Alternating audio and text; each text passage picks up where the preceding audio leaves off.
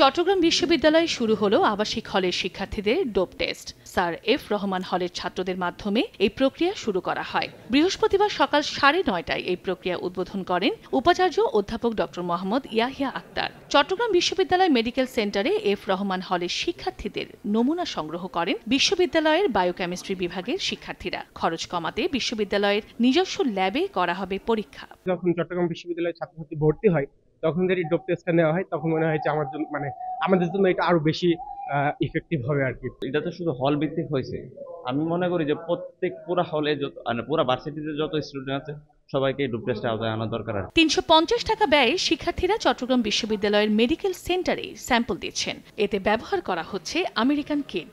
বিশ্ববিদ্যালয়কে মাদক মুক্ত করতে এই উদ্যোগ অনন্য ভূমিকা পালন করবে বলে মনে করছে প্রশাসন। এটা এক ধরনের অসুস্থতা, সেই অসুস্থতা রক্ষা করার জন্য আমরা আমাদের শিক্ষার্থীদের জন্য, আমরা তাদের গার্ডিয়ান, সেটা আমাদের দায়িত্ব। সেই জন্য আমরা এই কাজটি করব এবং আমরা চাই যে তারা কারেকশন হোক। ছাত্রছাত্রীরা যদি সুস্থ থাকে আমরাও সুস্থ, ক্যাম্পাসও সুস্থ। তো ছাত্রছাত্রীদের ভেতরে খুবই কম পরিমাণে কিছু ছাত্রছাত্রী আছে যারা মাদক সেবন করে। তো আমরা সেই জন্য তাদেরকে মাদক মুক্ত করার জন্য, তাদেরকে সুস্থ করার জন্য এই স্টেপ নিয়েছি। পর্যায়ক্রমে বিশ্ববিদ্যালয়ের সকল শিক্ষার্থী, কর্মচারী, নিরাপত্তা কর্মী ও শিক্ষকদেরকে ডোপ টেস্টের আওতায় আনা হবে।